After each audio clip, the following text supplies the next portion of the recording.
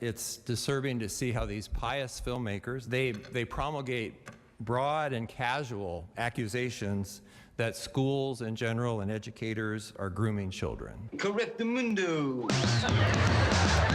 There's a wonderful and exciting world out there when we discover that we don't need TV to entertain us. Who are these people? Their names are Mark and Amber Archer. I hate that guy. If she were a president, she'd be Abraham Lincoln. I don't know how to put this, but I'm kind of a big deal. You guys really are cowboys. You're a monster. The filmmakers operate out of what I would call kind of a retro Christian mindset that has a very schizophrenic relationship to science. Back off, man. I'm a scientist. Hey everybody, welcome back to the intersection of faith, family, and filmmaking. You're listening to Fearless with Mark and Amber. Here you'll find hope, truth, and practical encouragement to stand strong in your faith and lead your family with courage in today's culture.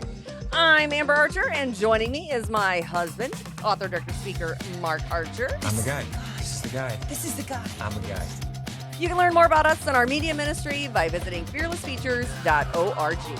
It's also a great place to make that one-time or monthly donation if you are passionate about reaching the lost for Christ through media. Visit fearlessfeatures.org to share your support today. Hyperpremise number 2. There is no giant foot trying to squash me. Right. Welcome back, everybody. Here we are again. We have a fun guest today, Tim Chaffey. We've talked about him before. Yeah. But now you get to meet him. Yeah. So we met Tim while we are, again, we're bringing you a guest from our travels and people we've met on the way and on the road, just because everybody has such a unique perspective and story. And it is fascinating just the way the Lord uses everyone to continue to build his kingdom. And that's what we're all here to do, right? Especially if you're a believer in the Lord Jesus Christ. We are here to be kingdom builders and multiply just what the Lord is doing in everyone's lives. So today, Tim met him at the Worldview Matters conference in Wisconsin. And I told the story before how I happened to be just walking past his table and I saw the Truth Chronicles. Well, to understand why that was important to me, the Truth Chronicles was a book series that our middle daughter, Hannah, picked up while we were at the women's conference at the Ark earlier this year. And so I looked at it and I'm like, oh my gosh, here's the author of these books. And she's been devouring them and talking about them since we got them while we were in Kentucky at the Ark. And you went over and you looked at him and he said, I'm the guy. This is the guy. This is the guy. I'm the guy. Yeah, and so it was a really fun connection just being able to talk to him, but then hearing him speak at the Worldview Matter conference and then inviting him here on the podcast to share what the Lord's been doing in his life and what he's up to with his own ministry, not only with Answers in Genesis, but Risen Ministries that he has. Yeah. So Tim Chaffey is, and of course we've referenced him before. He's he got to be the model for one of the diorama figures at the pre-flood diorama at the Ark Encounter.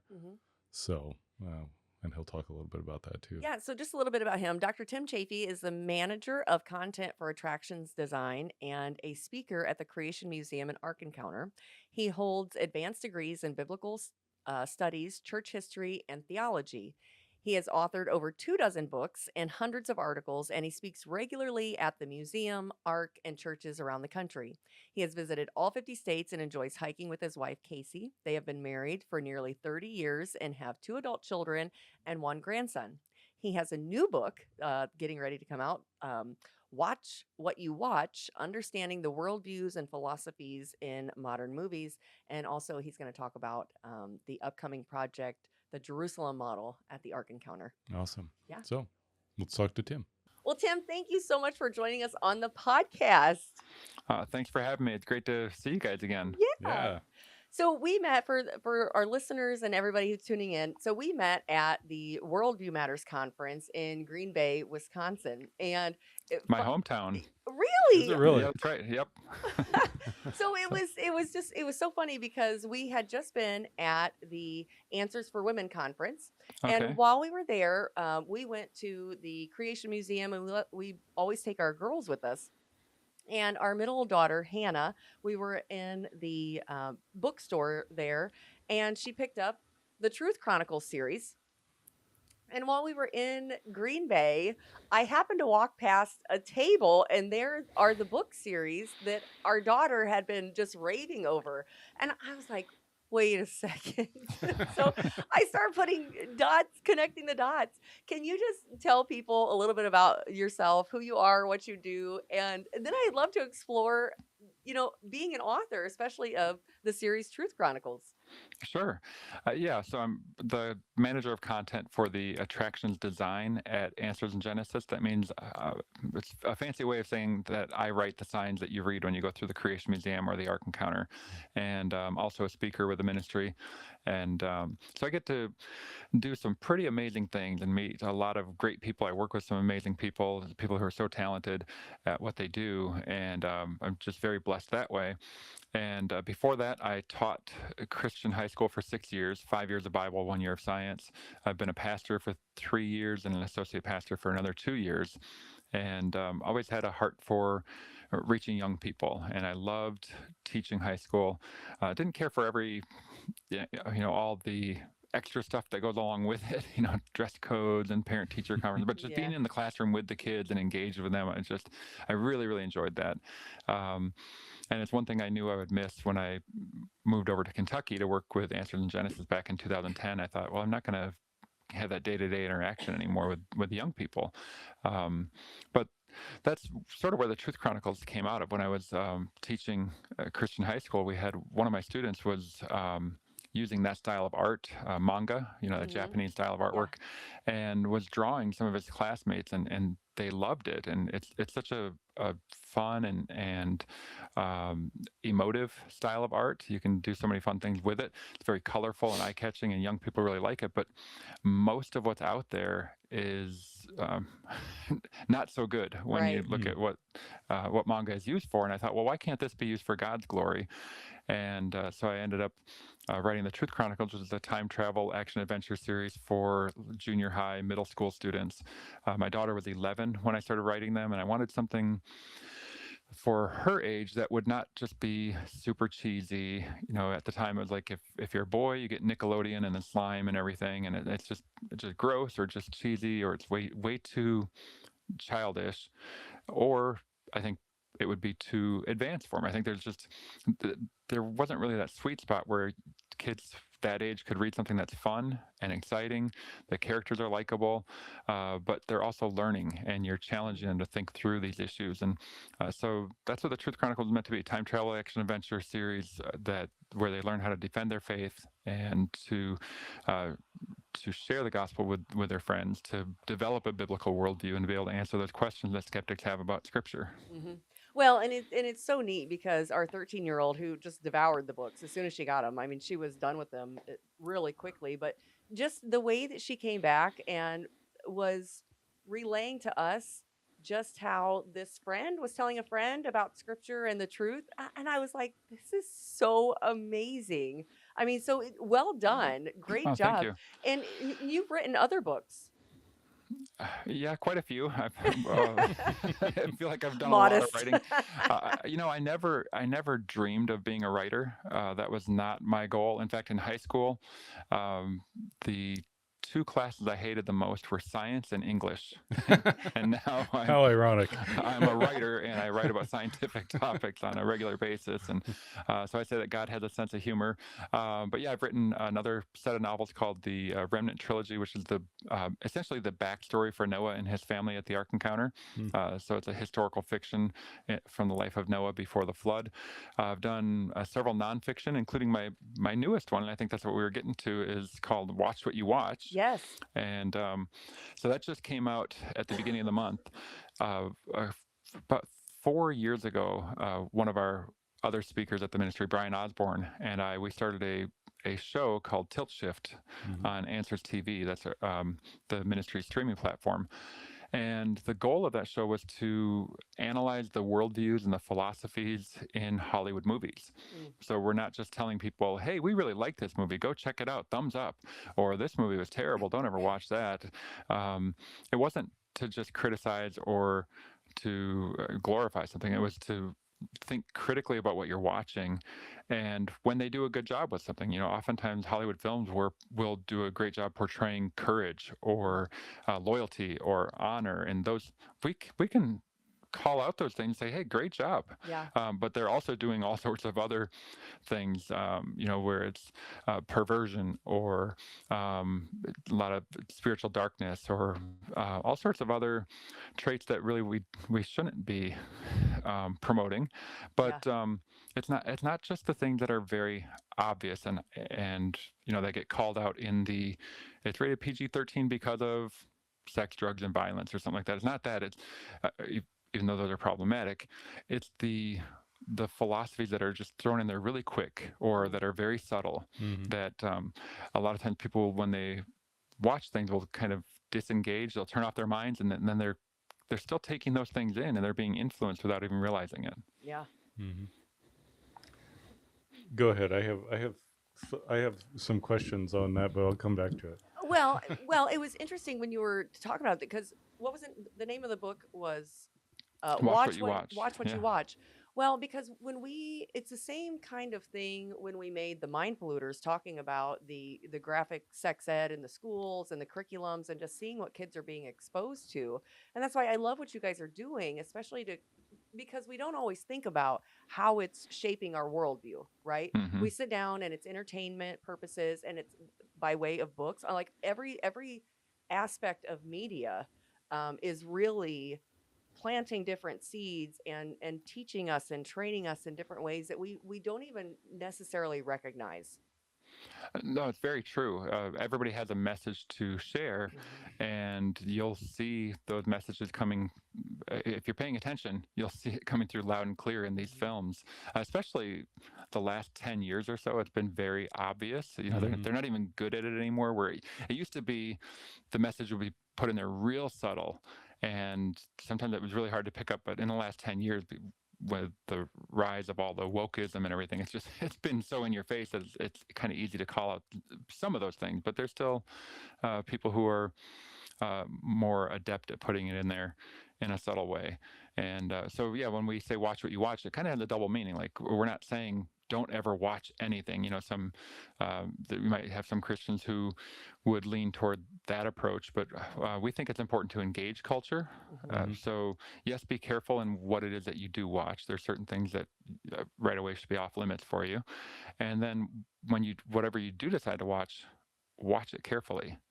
And so do you think, and I mean, I pretty much think I know the answer to what you're going to say, but should parents be involved what their kids are either reading, watching, exposed to online? How much involvement? Because I think too often anymore, especially with the rise of the phones and the tablets and just the connectivity of the kids with the screens, and a lot of parents are like, oh no, they're fine. But most of us, we didn't grow up with that technology, and don't fully understand the underlying issues with it.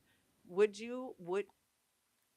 advice would you give parents, especially by way of technology and movies, books? Just become a Luddite and get rid of all technology. No, I'm kidding. No, that's not what I would say. Live Amish. That's what they're saying. No, they're even worse. Actually. They have both. And you know what? They still struggle with sin because it's right here. Yeah. That's right. But yeah, you're right. With the connectivity of young people today, with the internet and the good things that are there, but also all of the wickedness that's there is available at the tap of a finger. And so we have to be very careful. And what you said about the schools, it's so true. And when I graduated in the early 90s, I didn't have any friends that were wondering, am I a boy or am I a girl? Yeah.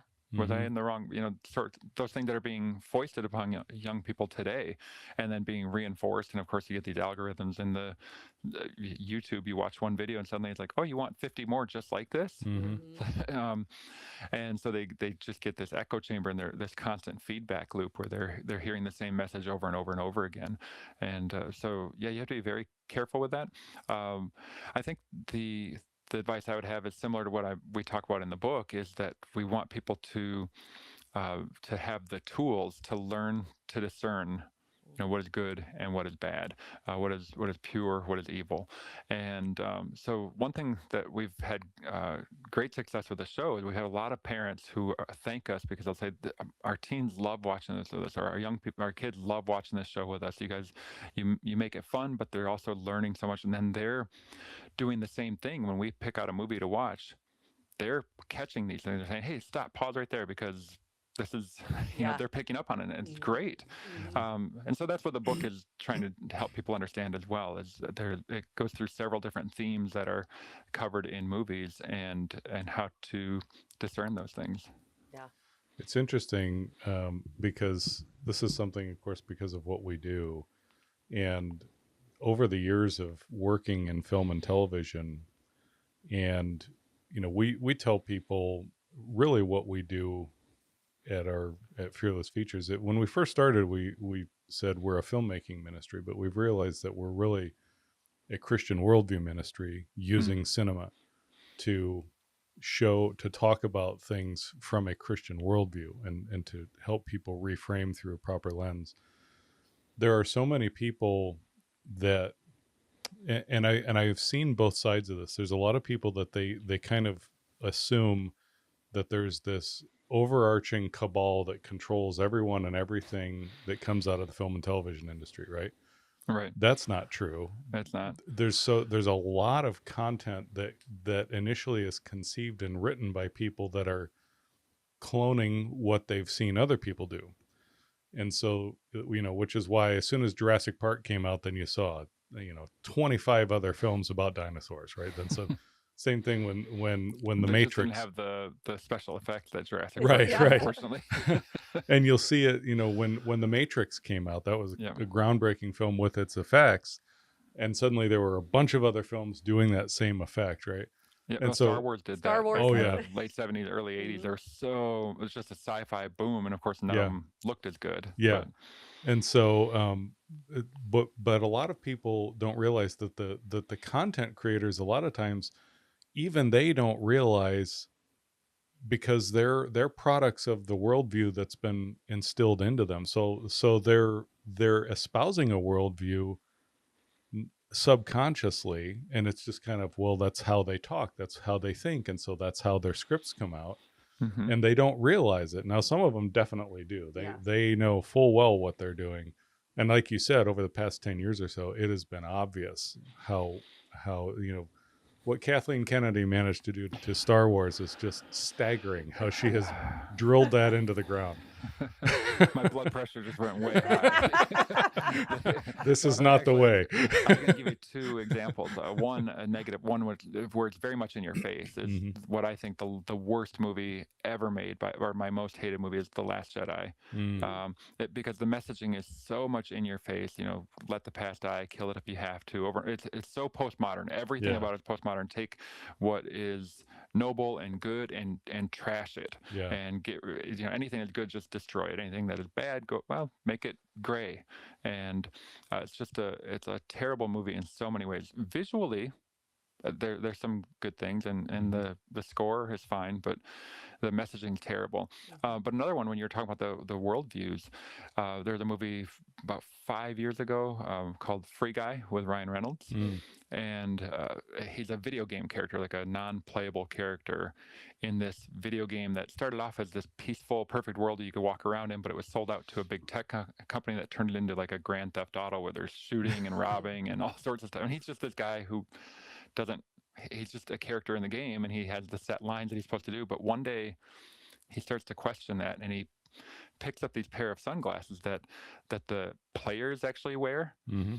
And suddenly he sees everything different. He sees the coins and the health packs and everything that the player sees. And so he's still in the same reality, but now he sees everything differently. Interesting. And the overarching story of that is, here's this perfect world that was destroyed and full of violence and everything now. And the way that it's solved is that the creator of the game put himself, that's Ryan Reynolds' character, in the game to lead the people back to the perfect world. And it's like, where have I heard that before? Interesting. Because sometimes, even if they don't realize it, they still know the greatest story ever told. They still, that's God has put that in our hearts. And so sometimes Hollywood gets pretty close. Yeah. And sometimes you see, I think of how badly they get stories wrong too, like the Russell, was it Russell Crowe, when they did Noah? Oh, Noah, yeah. It was so, oh my word, how can you get that wrong? On the Answers in Genesis website, I wrote about a 4,000 or 5,000 word review. I had to go see it like at a midnight showing, and then we had to have that up the next day. So I spent most of the night writing this critique, and it was atrocious. But in a case like that, it's what you've got there, and I don't even know who wrote it, but I can tell you that that's somebody who was given the commission to do it, and they went, yeah, well, we're going to tell it like it ought to be.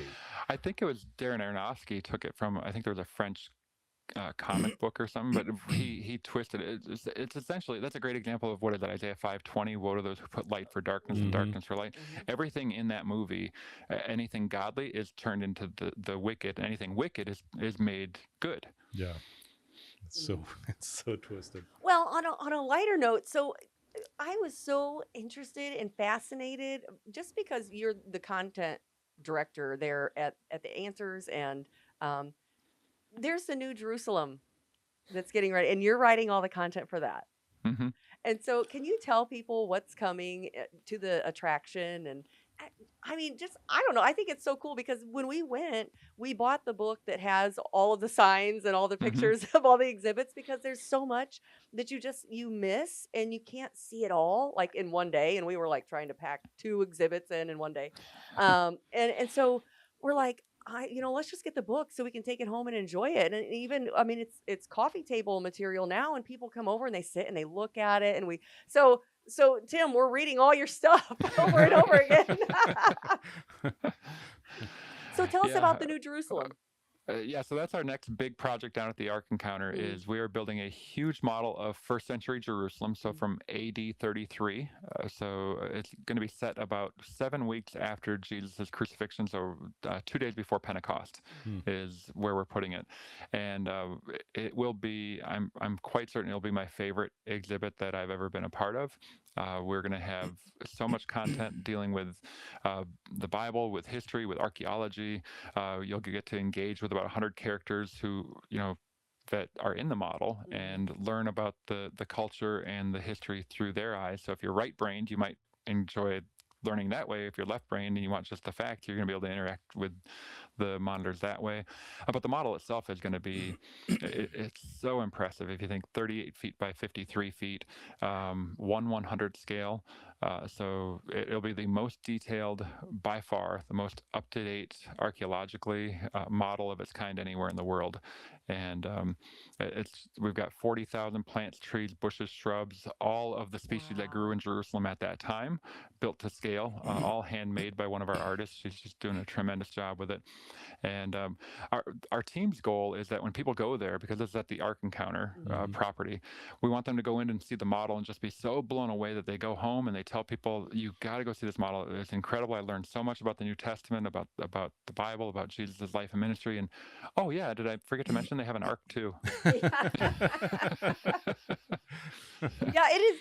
It really is a life-changing experience for people who have not been. I still remember the first time. We've been many times since, but I still remember the first time walking in and seeing the ark. And I mean, the way that scripture comes alive, it's really incredible. So I forgot to ask you, how did you get involved with Answers? Yeah, that's going back about 20 some years. The first time I heard Ken Ham on the radio back in the late 90s while I was living in Green Bay at the time, I thought, well, yeah, this is what I want to do. I've always enjoyed creation, but I don't know that I could have answered the questions as well as I know I couldn't as well as I do now. But I was so intrigued by it, I started reading everything I could get my hands on. And then in the early 2000s, I was teaching on creation. My first class that I ever taught at a Christian school was on creation. And over the next several years, I got to know a lot of the speakers and people within Answers in Genesis. And in 2010, they called me up and said, "Hey, we think it's time for you to come on over," and they were right. So I joined them as a writer and editor in the web team for about 2 years, 8 months, something like that. And then the position I'm in now, the content manager position, opened up, and that was the one God had in store for me. Yeah. And I'm just thrilled to do it. I work with an incredibly talented team, just a great group of people, and we have a lot of fun. But at the same time, it's a great opportunity to reach 1 million people a year coming to the Ark, and a large number of them, a lot of demographic studies show about 30 to 35% are unchurched. So that's a great outreach. You could spend days going through and reading all of the material and seeing all the exhibits, and it's so well laid out and informational for people to consume in a manner of time that they're there, right? And really plant those seeds that people, it has a lasting impact on you, really. Yeah, I mean, our goal is, if you're a believer, we want you to be encouraged. We want the Bible to come alive for you, and we want you to be strengthened in your faith. If you're not a believer, we want you to see the historical reality of Scripture, so that you understand the background of the Bible, and also that you would encounter the gospel, because it's going to be clearly proclaimed throughout both places, and hopefully you respond appropriately in faith. I was thinking of how, when we were talking about the Jerusalem model, and I don't know if you can see in the background here, but I have a whole cabinet full of models from my childhood that I've built. I've built a lot of cars and airplanes, all the stuff. So I appreciate miniatures especially, and there's something about something in miniature, detailed miniature that's tangible. When digital CGI stuff came along, and I remember seeing people saying, well, this will be the end of museums and all this, because now you look at, there's so much more you can do with digital. And I thought, yeah, but and there's cool things you can do with digital walkarounds and stuff like that. I understand that. I have an engineering background, so I understand CAD drawings and all that, but there's nothing quite like being able to look at it and hold it and touch it and feel it. And so I, for one, am very excited to see the Jerusalem model, because to me, it's a giant train set without the train. A very large train set. I think we have 800,000 pieces or something like that. Oh, my word. Wow. Yeah, so imagine making an 800,000 piece 3D jigsaw puzzle all on the computer, and then it all has to get chopped up into little sections like this to be 3D printed, and then it all has to be put back together seamlessly and then painted. And I'm glad I'm just doing the writing. I don't have to worry about all that other stuff. Tim, I'm sure that you have seen some amazing stories there, even at Answers in Genesis, and just your journey getting there and being a part of that ministry. Can you just share maybe some highlights just from your time there, or just what God is doing in your life and the way He's moved?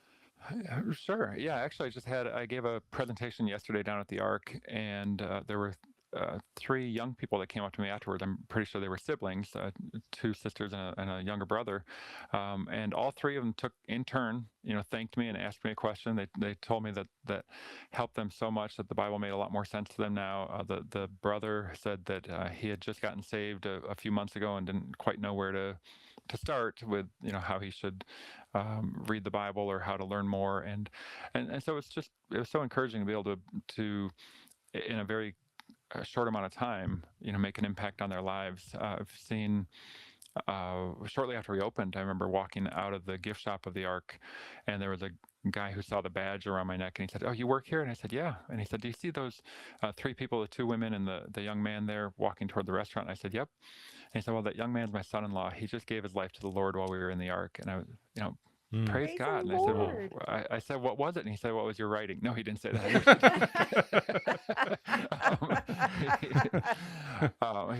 We have an evangelistic film on the third deck with Ray Comfort sharing the gospel. And he said, it clicked for the first time for him. And, again, praise God for that. That's why we're doing it. If all we were doing is more like an intelligent design approach, where we're trying, you get atheists who come along and say, "Oh, you know what? I think they got a point. Maybe that God did create us, or maybe something created us." But we're not telling them who that is. Mm-hmm. And we're not telling them what he did by, the Son of God became one of us and then lived a sinless life and died on the cross in our place, paying the penalty for our sins that we should be paying ourselves. And then he rose from the dead 3 days later. If we're not telling people that, then why does it matter? Yeah. What hope do they have? Yeah. There's going to be a lot of people who believe in creation who are going to have a Christless eternity because they haven't believed the gospel. They haven't been saved. Yeah. So what encouragement can you give, especially to parents in helping their kids? Because and it's not that the attractions are for everybody. It doesn't matter. It doesn't matter your age. I mean, we love, across the board, our family of all ages just enjoy being there. I think it's one of the things when we were on our way down to Kentucky, one of the things that our kids said was, we love being at the Ark and the Creation Museum. There's just that sense of peace. And, it's filled with hope and joy. But especially, how can we help, parents understand the need to pass on our faith, especially if we have it, or start living like we have it and own it. Yeah, I think the last thing you said is so key. Start living like we haven't known it. It's because it's one thing to help people understand that there are answers, and it's one, to train them and so that they know how to answer those questions. But ultimately, their heart has to be right with God. Yeah. And so we need to cultivate that. We need to cultivate a deep love for Christ and who he is and what he's done. And if they have that commitment in place, then they might struggle along the way. I mean, this world is filled with all sorts of temptations and trials, and Jesus never said it's going to be easy.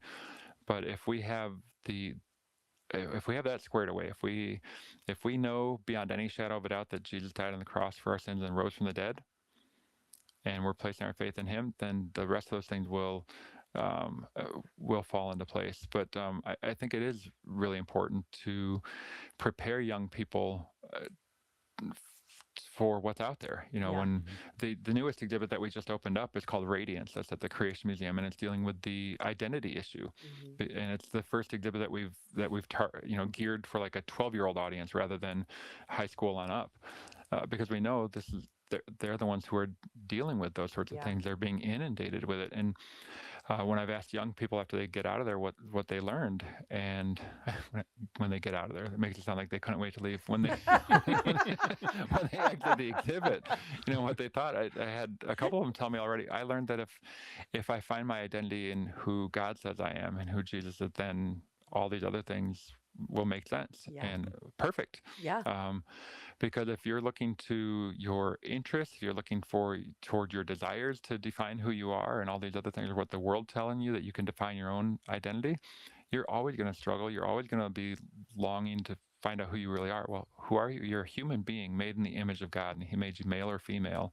And when you start there, and that he loves you, then you have meaning and purpose. And guess where we read all that? It goes right back into the early chapters of Genesis, which is why, as a ministry, we're called Answers in Genesis. So the gender issue that's so big in our culture, how many genders? Well, God made male and female.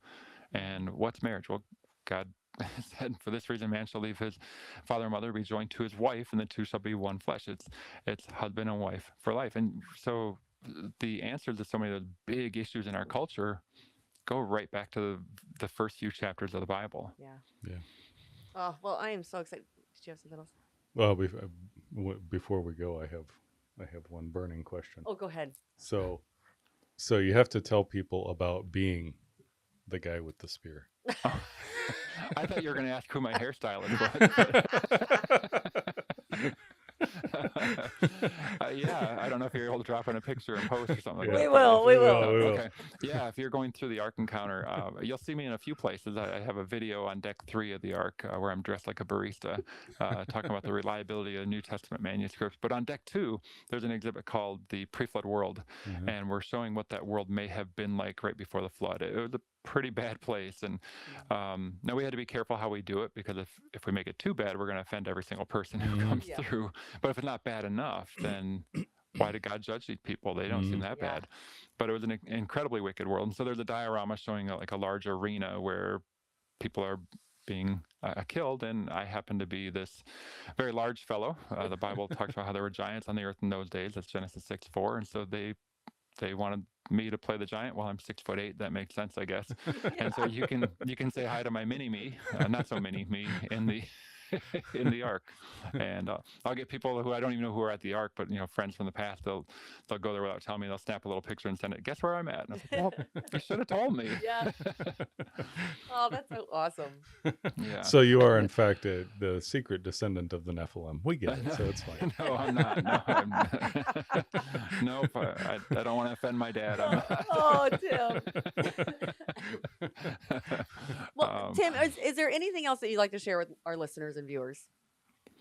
Well, I mean, there's lots I could talk. Go ahead. Hey, it's open. Well, we've been talking about Answers in Genesis a lot in the Creation Museum, the Ark Encounter. You can check out those websites, answersingenesis.org, creationmuseum.org, and arkencounter.com.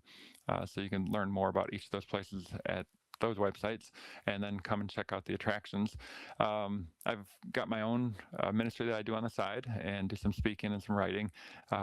If you go to Risen Min, which is short for ministry, so risenmin.com, that'll forward you to my old website that I still need to update. So, we won't hold it against you. It's fine. Thank you. Yeah, I'm not a web designer, and you'll probably notice that, but it's not terrible.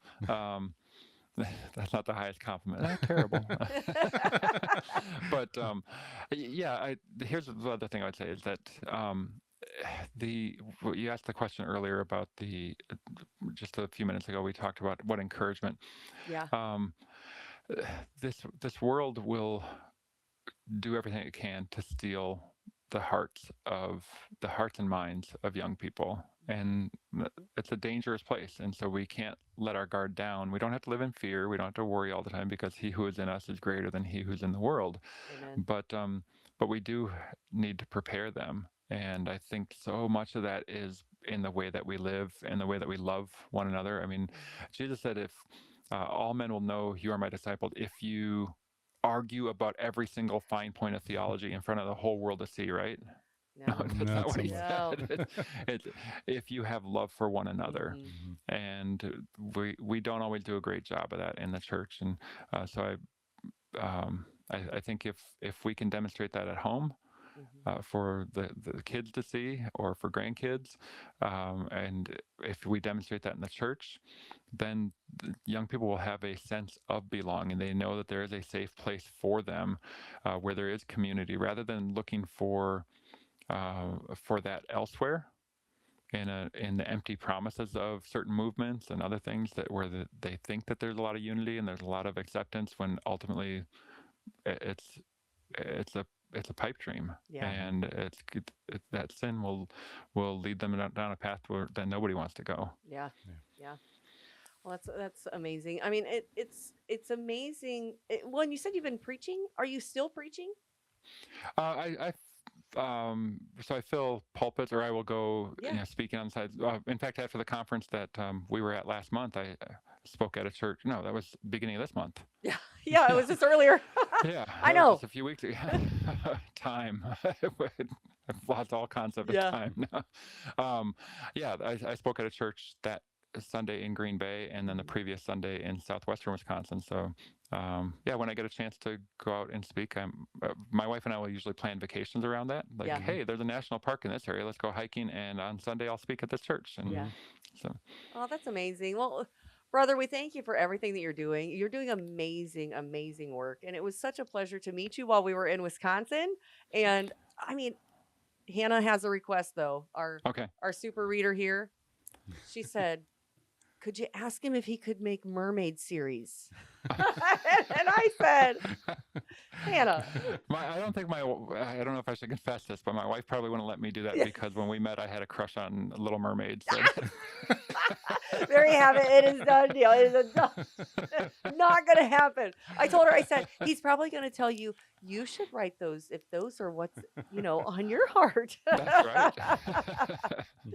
Oh, Tim, thank you so much for joining us and taking time out of your day. We really appreciate it. You're very welcome. It's great to see you guys again. Thanks for what you're doing, and keep on serving the Lord wholeheartedly. Yeah, and we'll have you back on. Yeah, Oh, I'd absolutely. love to. It'd be great. Yeah. This is a lot of fun. Thanks. Thank you. All right. God bless, guys. So I wanted to add one thing here. Speaking of watch what you watch. Yeah. And that conversation about worldview of films. And I've always found this interesting from the perspective of being a filmmaker. And this is not intended as any kind of criticism at all. This is a funny story. When I made my very first movie, it's not a godly film at all. It's a dark 90s film. It's called In the Company of Men. We made this film on less than a shoestring budget, okay?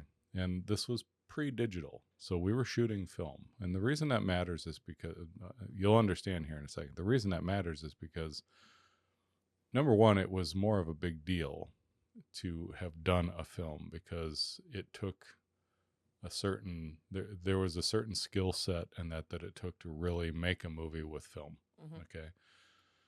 And it took, I think, more money and more discipline with the money because film is finite. You can't, digital, you can just put in your card in and you can roll a camera for 8-10 hours straight, right? I love digital. Before digital, it was analog. It was film, and there was only so much film that you could fit in that camera magazine. So you had to be very disciplined with your shots. So we did the film, and I don't remember what it was, but I was being interviewed about the film. And the people that were interviewing me were trying hard to be, to kind of explore the artistic side of everything. It was very much a show about art, artistic independent film noir, what's really behind the vision and blah, blah, blah. Well, so now I was the producer on the film. And one of the questions that came was, well, I know you weren't the director or cinematographer, but can you talk about, I noticed that the film is shot very much almost like a stage play. The camera's locked down and it doesn't really move. And that's such a fascinating approach, the way that you just let the scene play out. Can you talk about that? And I kind of laughed and I said, well, number one, it is a stage play. It was adapted from a stage play. Number two, I appreciate that you appreciate the artistic element of the camera just being this kind of casual observer in the corner and it doesn't move. But the truth is we did that out of necessity because when you're trying to shoot a 90-minute film with only, I don't remember how much film we had, but we only had enough film. Probably 120 minutes. Sometimes to do one take of a scene because they were long scenes.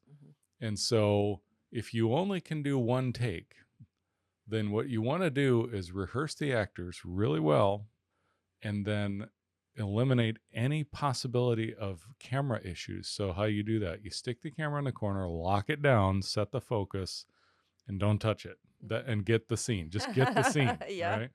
That was why. It really had nothing to do with the artistic vision at all. Now, why didn't you give them the deep philosophical, drawn out explanation? Because you know me, I just couldn't. I couldn't lie my way through that. You couldn't just make something up for them. And I basically said, I appreciate that, that perspective, but the truth is that it really was out of financial necessity. Yeah. Right? We just had to get. There were several scenes that we only got one take. Yeah. So you can try and interpret the worldview all you want. The fact is, our worldview was, I've only got this much money and this much time. Yeah. So I just like to throw that story in there to it's funny. Yeah. Some of it is funny. Yeah. So anyway, but I appreciate Tim. Yeah. Anyway, that's it. All right, that's all the time we have for today, friends. Thanks for listening through to the end, and be sure to hit that subscribe button so you never miss an episode, and share this with your family and friends. Until next time, march on, saints, and be filled with the Spirit. Step aside, please. We have white privilege. I am dangerous. You're everyone's problem. Aye.